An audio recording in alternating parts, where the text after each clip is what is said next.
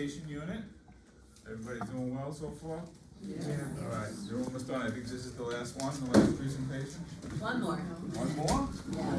Okay. Good one too, and diabetes. Oh, really? All right, well, that's important. All right, so especially now with the cold weather and stuff, I mean, we're having a lot more fires. Because the reason being is people plug in a lot more things now. People are using space heaters. So now we just want to be aware of what we can do to kind of prevent these fires from happening. If we can prevent things from happening, okay? Especially with the cold weather, the fires are a lot more intense, okay? So, and when we usually there's a fire, usually fires double every minute, so let's make sure it's very important that we get contacted and call 911 quickly, okay, right away. It's important that we get out and then call.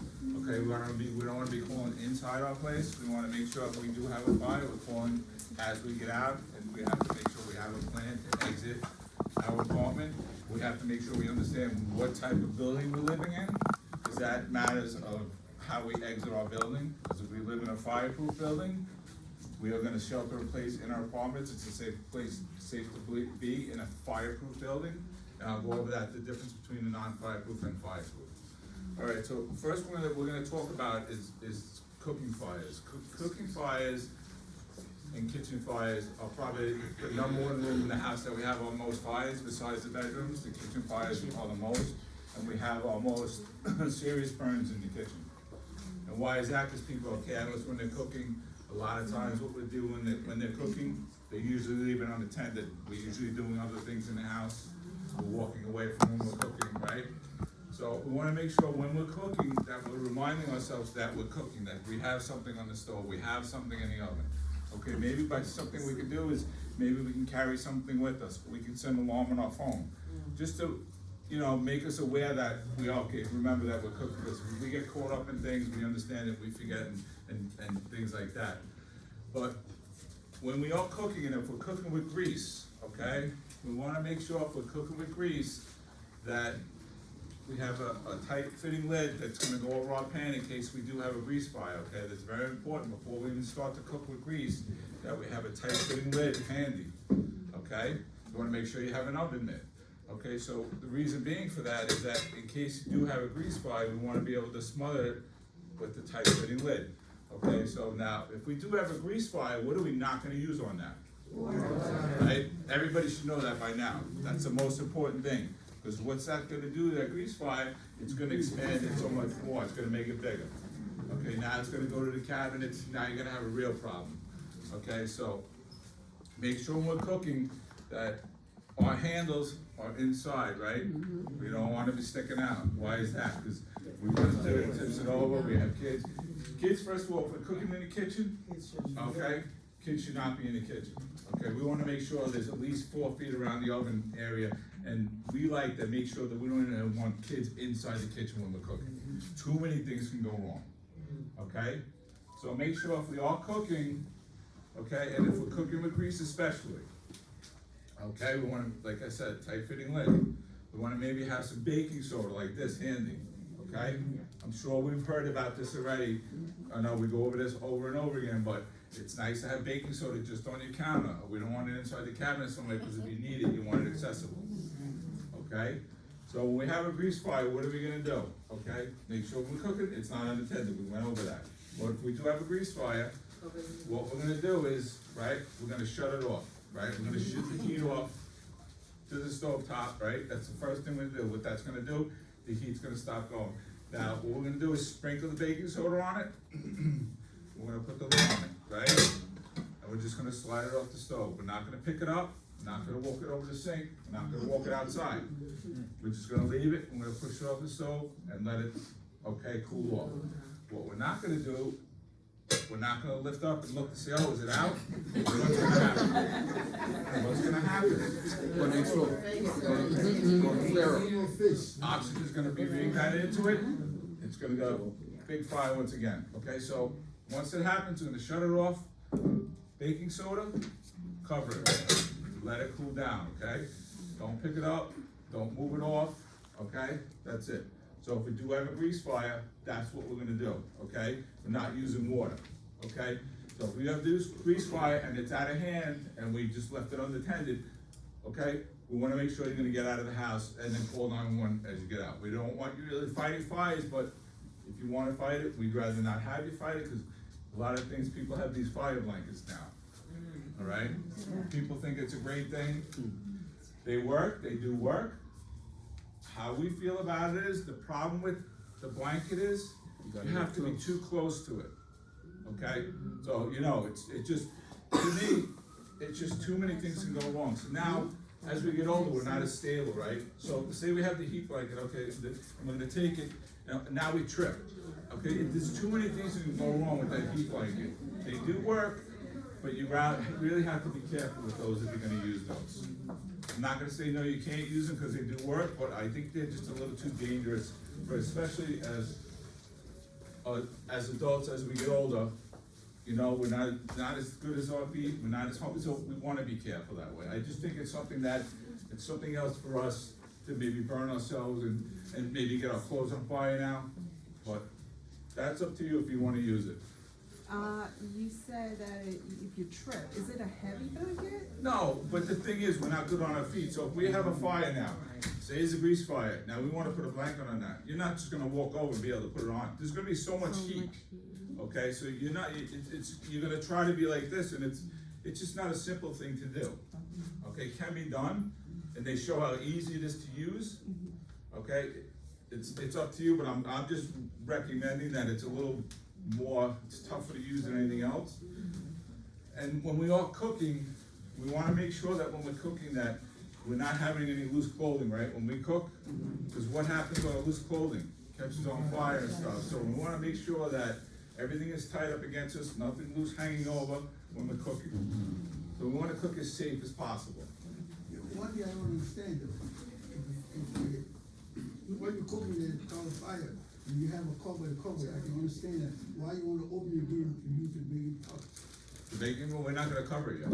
What's gonna happen, we come back in the kitchen, and we got a grease fire. What we're gonna do, we're gonna shut it off right away. That's the first thing we do, okay? Next we're gonna do is we're gonna take the baking soda and sprinkle it over there, right? Before you cover it. Then we're gonna cover it. Once it's covered, it's covered. We never pick this back up. Okay, once it cools off, that's a different story, but we're just gonna leave it alone. When it's cold, where we can pick this up, that's fine, okay? But until then, don't even look at it, don't pick it up, because it's gonna reignite itself. Okay, so we're never ever, once we sprinkle it with baking soda, reason with baking soda, because it's very similar to what's in the fire extinguisher. Okay, that's why we use baking soda. All right, so we'll talk about an oven fire now. If we have an oven fire, if you come in and you see something, the oven is on fire, the only thing we do is gonna shut the oven off. That's it, just shut the oven off, let it cool down, it'll go out. Okay, now in a little bit, you think you can open it up. If it's not out yet, what's gonna happen? We know what's gonna happen, it's the same thing as this. You know, oxygen is gonna be reintroduced to it, it's gonna light up again. So, oven fire, we're just gonna shut it off and leave it. Okay, and let it cool down. All right, this is knob covers. Okay, these are for, okay, if we have grandkids or kids that are 6 and under, these are really required by law, and they're supposed to be supplied by your tenant. Okay, so these are good because the kids can't turn the knobs on the stoves. Okay, that's the whole idea what these are. This is gonna sit over the knob itself, it's gonna close over it. So now this is just gonna turn, nothing's gonna happen with the knob. Okay, so if you do have young kids, these are great to have, especially if you know, any kind of stove knob, it's gonna prevent them from turning it on. So you said by law, so if I rent an apartment, my landlord's supposed to have. They're supposed to supply them. They're gonna say no, but they're supposed to supply them. Okay. But they're cheap enough on Amazon, if you do have young kids, it's just a safe thing to have on, and one less thing that you have to worry about. Like we talked about, kids should never be in the kitchen alone like that anyway. So, but that is important to have those, especially with young kids. All right, so when we talk. One size fits all. Yeah, because yeah, they have different types, but they're all similar to the same size. Yeah. So when we talk about kitchen fires and grease fires, If you have a fire extinguisher, you can use it to put it out, that's up to you if you wanna be able to use a fire extinguisher, but you have to know how to use a fire extinguisher. And the first thing I'm gonna go over is the type of fire extinguisher that you should have in your house. It's just an ABC fire extinguisher, alright? It's classified A, B, and C. It means a Class A, Class B, and Class C fires will be put out. That's every type of fire you'll have in your house. A is just regular combustibles, paper, wood, if that goes on fire, that'll put this out. B is flammable liquids, a grease fire. Any kind of flammable liquid fire, this will put that out as well. Class C fire is an electrical equipment, like if you have, say, a power strip that's going on fire, it's starting to smoke, this will put it out as well. So this covers pretty much everything, any kind of fire you'll have in your house. You can buy these at Home Depot, any kind of Walmart, anything like that. Amazon has these, you can order them that way. The only thing with fire extinguishers, like we talk about too, we don't like people fighting fires. Because like we say, fires double every minute. So what that means to me is that if you're fighting a fire now for 2 minutes, what does that tell me? How much fire that is getting bigger? Alright, this is more of a problem that's making a bigger problem for you to get out from what the situation that you're in. Now this fire's getting bigger, now it's putting you in a worse situation than you were before. What we wanna do is, okay, we kinda recommend that, okay, it's rather everybody gets out safely, and you call us, let us come in and take care of it, because we get there within 3 to 4 minutes. So if you're fighting for 2 to 3 minutes, we would've probably been there in another minute anyway. Those are really worth for you to fight a fire, and, you know, it just, to us, it doesn't make sense, we don't want you to, but if you feel like you wanna have a fire extinguisher and do it, that's fine. So if we have a fire extinguisher, where are we gonna put it? Where do we store it? We're not gonna store it in the cabinet, right? Because what happens if we store it in the cabinet underneath the sink? Before you know it, it's all the way in the back, right? So, if you're gonna have one, make sure it's accessible. Usually what people have is in the kitchen. So it's usually when you walk into the door of the kitchen, it's usually accessible right here, one side or the other. This way you have it, if there is a fire at the stove, you have it right here. You don't have to go inside the room and go past the fire to go get it wherever it is. You want it right inside, where you need it.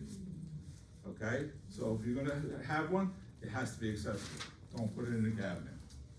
Now we talk about how to use this fire extinguisher. Sure, people, who has ever used a fire extinguisher?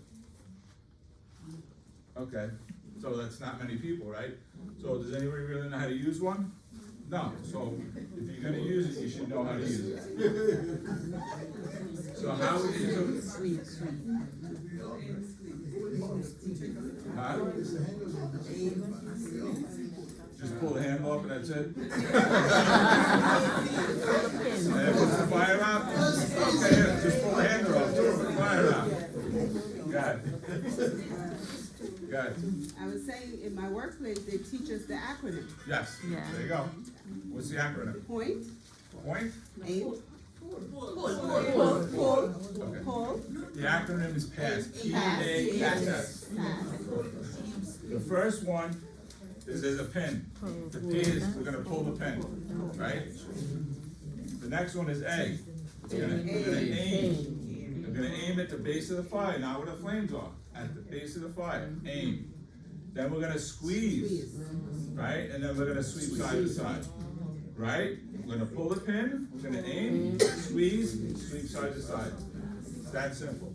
We don't just pull the handle up and just let it go. I don't understand that. Why? I don't understand that. Fire extinguisher, well, how long is this gonna last? No, I'm not talking about fire. Does it expire? Huh? Does it expire? Do these expire? Yes, about 10 years. Yeah, so, if you do have one of these, it's every good every now and then to shake it, because the powder inside does get caked up. So if you don't shake it every now and then, okay? So they do last about 10 years. Okay, so if you do have it, and if you do use it, you gotta use the whole thing, don't use half of it. What do you do with the expired one? I have one that expired. There is, you have to take it to a recycling place that takes these. You know, any kind of place that usually sells them, usually takes them. So Okay. you can't just throw them in the garbage because it's pressurized like anything else that's pressurized. You can't really throw in the regular garbage, it's gotta be recycled the right way. If you just go to the NYC website, it'll kind of tell you, if you look through it, it kind of tells you what places to take them. Okay. so. Thanks. So when you say expire, the actual extinguisher expires in 10 years, you just said when you use it, you have to use it entirely, so then you have to replenish after Yes, full use? no, you just, Okay. these, once you use it, that's it, it's no good anymore. That, now it's useless, it goes in the garbage. So the expiration means that it could be sitting there Yes, unused for 10 this, years? this is good, if it sat on this table, it would be good for 10 years, but like I said, what do? Every now and then, we gotta shake it, right, make sure it's fine. Got it. Okay, so, it's good for 10 years, that's the expiration on it, okay? Yes. So, that's what it's for, it's like, but if we use it the whole thing, it's no good after that. It's a one-use thing. Does it disintegrate if you have it sitting down there and you're not using it? It's good for 10 No, years. because, well, the problem would be the pressure in it, maybe it's gonna be released and maybe you won't have any more pressure in there. I mean, say it gets a leak for whatever reason, it's kicked over, whatever, so that would happen. The powder inside, stuff inside, that'll never evaporate, it will kick up, like I said, it will get solid, so the minute, it might not work then. So, they do last only 10 years, so. Not that if you have one that's 12 years, it won't work, it might, you know, but we don't sit there and test these either, we're not gonna sit there and test it every now and then, see if it works. So just remember, if you have them, they last about 10 years. You said 10 years, do you go by an expiration date or you, the gauge on the side of it, you follow the gauge? Gauges are tough to say, I mean, cause a lot of times, I'm not saying a lot of times, but there's times that they don't even work. So, can you really go by the gauge? That's what they say, you should go by the gauge, but I've seen ones that say that they're dead, but they still work. So if it does say it's dead, I would probably go for a new one, that's just Well, what I would do. there's a date on it. Yes, Yeah. there's a date on it, and you just, if it's past 10 years, you should really, you get a new one if you're gonna have one. Does everybody understand the fire extinguishers? Alright, so let's talk about what, these candles. You Yes, said go the ahead. expiration is 10 years, but it was in the store when you bought it. If there's an expiration date on here for 10 years, it can sit in the store for 3 years, what does that mean? You don't have it, you can't have it for 10 years. Right, it's like anything else that we buy that has an expiration date. All because we buy it in the store, if it's sitting on the shelf or whatever it is, it still has that expiration date, right? So, it's not like a warranty we buy it, it starts when we buy it, that's a different aspect. Hi, Jim. Oh, hi Donnie, how are you? I'm good. You coming to take over? I'm just coming to bring in chairs. I heard some laughter in here. I was like, I gotta see what's going on. You know what it's called? It's called having fun. All right. Right? Fire fun. Fire fun. Fire's never fun. We just make it fun because we want people paying attention to engage with everybody, so we understand that, you know what? We can have fun and we can joke about things, but the seriousness about fires is never fun. And we don't never ever wish a fire on anybody, okay? So, that's one thing, we like to have fun because we want to have people engaged and have a good time and talk about things, so maybe that'll have people have a way to remember things a little bit better, saying, oh, okay, now I remember that. All right, so let's talk about candles. Candles are another thing that, okay, if we're gonna have a candle lit in our homes, we never leave it unattended like cooking. What does that mean? That means if I have a candle in my living room, okay, and I'm walking out of that room, what does that mean? That's unattended, right? We gotta blow it out. We don't wanna leave it unattended, okay? It's nice to have candles, they look great, but they're very dangerous. The open flame is very dangerous, especially when we have young kids and pets, okay? We're gonna have a candle lit, make sure we have 3 feet around it, where there's nothing that can fall over on it, any drapes, all right, blow on it, that's gonna cause a fire. So, like we talked about, we don't wanna leave it unattended lit, so what's the best thing for that then? Okay, blow it out. Or, you buy candles like this, the LED candles, okay? All the LED candles look like real candles now. They have ones that emit odors, they flicker like regular candles. So, these are the safest things you use if you like the candle look, which most people do, especially around the holidays, around this time, people like to light candles. If you're into that, that's fine. But the ones that have open flames, the best ones are those Yankee candles. Yankee candles with the big glass base, they're wide, they have a top on them. Those are the safest type of candles that you can use, because really the flame is really not outside the glass itself. Not like that, we have those tall candles, especially around the holidays, where we lit and we have them on. They're kind of big and they tip over pretty easily. Those are very dangerous. We can't leave anything like that unattended, okay? Even the Yankee ones, we don't leave it unattended. If it's lit, we blow it out before we leave the room, okay? So especially if we're going to bed, people have candles in their bedrooms, all right? And now we're going to sleep at night. What are we not gonna leave lit? How many people do that? A lot of people do that, okay? So, I just have to say, this is very dangerous. That's one of the things that cause fatal fires, is candles lit in people's bedrooms. And they just go to sleep and they think it's fine, or they forget, whatever it is. Make sure when you're lighting your candles and it has an open flame, please just be aware that you have to be blowing them out, okay? Because we do forget things. It's just normal as we get older, we're forgetful. It happens. But just understand, we don't want to leave these lit, especially at night. Especially we have kids, we have pets, too many things go wrong, all right? All right, especially we have kids, okay? Yes, You did mention that the giant candles are much safer, yes, the one with the glass base. yes. Is it also the same that, because most of them are centered, so do you also put those out when you go to sleep, or can you use And those? any candle, I don't care what it is, it has an open flame. We just talk about the Yankee candles with the glass base. They're just the safest ones to use, because they got a secure base, they're not gonna fall over, you can't tip them over that easy. Even if something blows over to it, it's probably not gonna catch on fire, because it's surrounded, the open flame, so that's why. But even still, that's not good to leave lit at night, okay? All right, so lighters, make sure if we are smokers, if everybody's got lighters, they light things, whatever it is, make sure if we have young kids and young kids are around, even if you have grandkids coming over the house, we have lighters or matches laying around.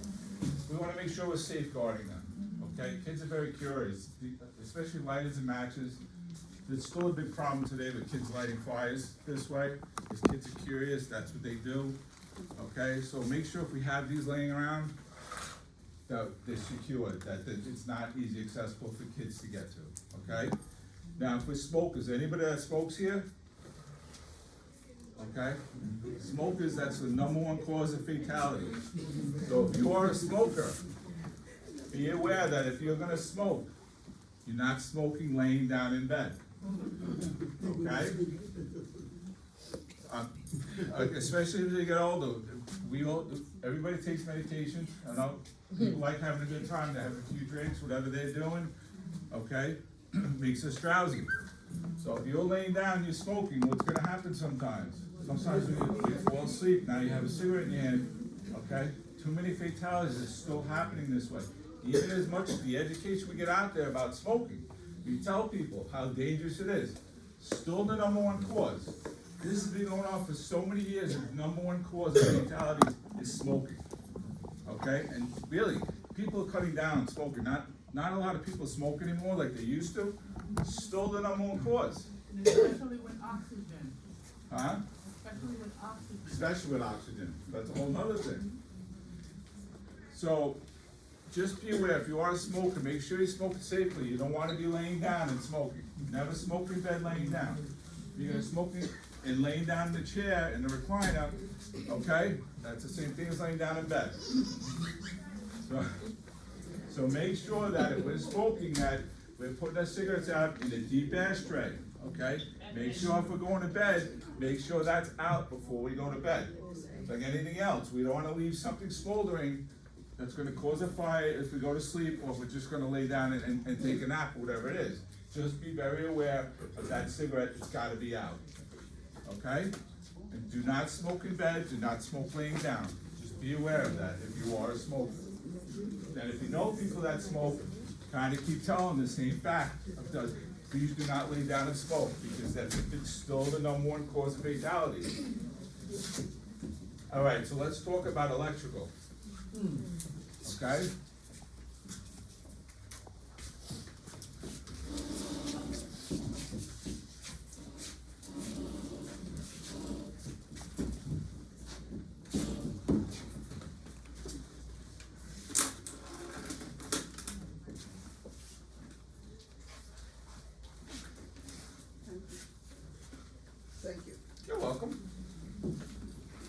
Alright, let's talk about electrical fires. Besides smoking, electrical fires, probably the number 2 cause of fatalities, electrical fires. Why do you think that is? For what? They use these, right? Power strips? Not all of these are surge protectors, so what does that mean? No good, right? Why is that? Cause now if this, okay, if you're overloading this circuit, it's not gonna turn off, it's not gonna shut it off, so what's that gonna do? Just gonna keep feeding, just gonna keep heating up, why? Until it goes on fire. So, what are these actually used for? Plugging out that one stuff. Okay, what are we supposed to be plugging into these? Anything, everything? Because it's an extra outlet? Remember, we're going from 1 outlet to 6 now. So we do 2 of these in 1 outlet, but how many outlets we plugging in now? 12. Okay, so you think the wires in the wall can handle it? You think this can, or the outlet itself can handle it? No. That's not what they're rated for, especially these older buildings. It's the wires inside the wall, no matter what you plug into it, cannot handle it. So, what these are made for, they're not gonna plug anything into this that produces hot or cold. What does that mean? Anything that produces hot or cold? Air conditioner, refrigerator, right? Any kind of heater, okay? Anything that produces hot or cold, we're not plugging into these.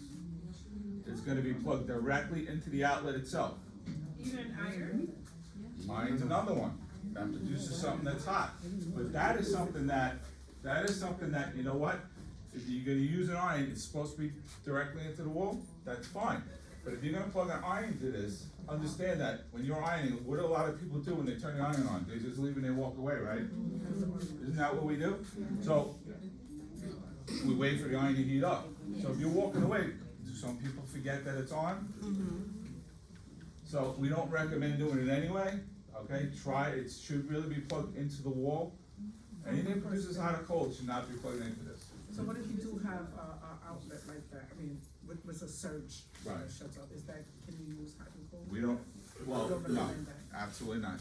Even those, whether it's a surge protector or a power strip, doesn't matter. Okay? You should only be plugging into this stereo lamp. TVs are fine, cause they don't produce a lot of voltage, okay? Things like that. Phone chargers, okay? They don't produce a lot of electricity. So how do you protect your equipment when there's an outage? Well, you could have a surge protector on there, that's fine. Okay. But we just don't want people plugging in anything that produces hot or cold into this, whether it's a power strip or a surge protector. Yeah, to protect your equipment, make sure you have a surge protector, and you wanna plug things into it, make sure you're plugging the right stuff into this, Okay, got it. okay? But how do you know when it's a surge protector and not a surge protector? You have to buy it like Because they that. sell it as surge No, protector. they're different. They're all They always, different. they come with, a surge protect comes with a reset button. Yeah, reset button, yeah. Oh, And it that has, when you- This is just on and off. this is, that's just a power strip. Is Yeah. that This is- a reset button? No, No, that's this an is on and off. It's red. So A that- reset button, a surge protector comes with indicator lights, a red and a green light, and it also has a black button that's a reset button as well as that switch. He's an electrician, so. That's why, I know, I can tell when somebody knows what they're doing, so I can let him talk, 'cause he knows. That's fine. If he can give information, that's fine with me, you know? He can explain it a little bit better, which now you understand, like, they might look the same, but they, you know, they're not. Sir, on that, what do you call this? Extinguisher? This, Yeah, my, piece broke, the little phone thing. this broke. Chrome, Yeah. the third one, they really come good. There's a reason why they're on there, Go fix it yourself. right? Alright? If that is broken out, that's a potential, you're harming yourself, not a fire hazard, you're harming yourself, that's there to protect you. Alright, I don't, okay, I got, okay. I took the fire going test Right. recently, and they was talking about like all the things that could trigger fires and things like that. So, and they said they one of the what you said just now recently. They said that, triggers, can definitely trigger, fire in a shelter. Yeah. Yeah. Yeah, very dangerous. The fire guard is only for shelter. Yes. That's why in your own home, you're your own fire guard, so you have to make sure in your own home, you are aware of these things and you should be taking care of them. All right, I got just a few more things to cover. Extension cords are only for temporary use. They're not made to be plugged in forever, so you should be using these temporarily. Okay, but if you're gonna use these, what are we not plugging into this? Anything that's hot or cold, right? Okay, we're not using that. If you're gonna use an extension cord, make sure it's the right length. If you need it 10 feet, you're gonna use a 10-foot extension cord, okay? All right, space heaters. What about the round board? Round. Round cords? Doesn't matter what color it is, it's the wire inside that matters, right? Right? Isn't it the thickness of the wire? It can be any color you want. This could be, these wires could be the same inside, right or wrong? It could be the same in size, it's just that the insulation that's different. Oh, okay. So Okay. it's no different. This other question, with Yeah, we got one other question, because I got just a couple of points made. All right, space heaters, okay? Another thing with space heaters, the cold weather, people are using space heaters. Do not leave these unattended. Don't leave them on. You should have the ones that it's gonna have an automatic shut off. If we go to bed, okay, in our bedrooms, if we're heating up our bedrooms to heat the room up before we go to bed, okay? Before we go in bed, under the covers, we're shutting this off and unplugging it. We're not leaving it plugged in overnight. No reason to keep it plugged in overnight. Do we understand? Everybody understand? Do not unplug it, all right? Everybody's got these, right? Everybody should have working smoke detectors and carbon monoxide detectors, okay? We have these, we make sure we tested them once a month to make sure they're working, okay? Okay, if you're changing the batteries, make sure you're changing the batteries when you change your clocks. Everybody should have working smoke detectors and working carbon monoxide detectors. This is one of the most important things you can have in your house. This is going to save your life, okay? Make sure we have working ones, okay? So because you have one doesn't mean it's working, okay? All right? should one be in your boiler rooms? Is it necessary to have one in the boiler room? Boiler room? Well, not inside the boiler room, it could be outside because you wanna have at least a CO detector outside the boiler room. But you should have a combo one outside your boiler. You should have a combo one on one floor, each floor of the house, okay? And you should have regular smokes inside the bedrooms. How often should you change your smoke detector? The new ones are good for 7 to 10 years, they're good for 10 years. You don't change the batteries anymore, you change the whole unit, you get rid of it. Okay? Well, it's battery operated, it's a lithium ion battery in there, okay, but it's the whole unit, it's a sealed unit, it's not, the battery's not replaceable in it. Many of us are traveling with equipment that requires batteries. What are the precautions? With what? The batteries. The lithium ion batteries? Yeah, like if you're going on a plane, what do we do? Do we take the batteries out? Well, it's not so much when you're taking the batteries out, it's a matter of the batteries when they overheat, that's when they cause a problem, that's when they explode and go on fire, that's when they overheat. You don't want them in the direct sunlight, when they're on the chargers too long, you just keep them on the chargers, sometimes they overheat and go on fire. So just be aware if there's something going on, it might be warm to the touch, but if it's hot, it means that there's a problem with it, so that's when you gotta be careful with any kind of lithium ion battery.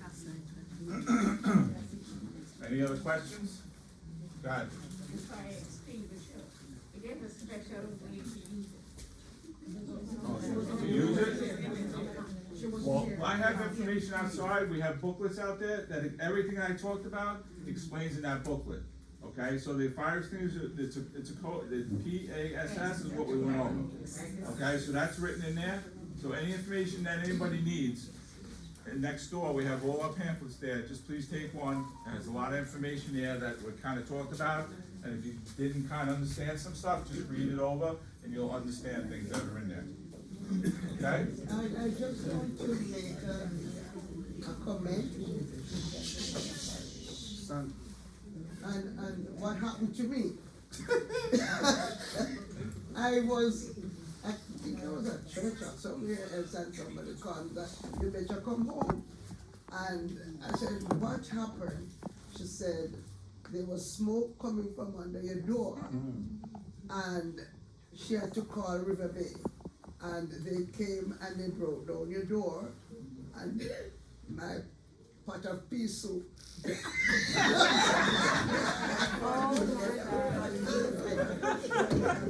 Burnt until the pot was soft. Oh, yeah. And they had to fix the door and they charged me $500. You know, so I try never ever to leave not to leave the pot of soup, but not to leave fire under the stove. That's what we say.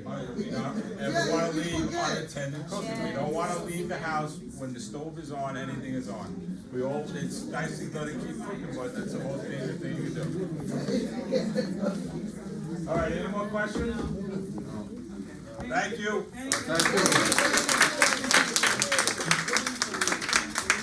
We're wrapping up, so we only have about 20 minutes, so we have the diabetes specialist.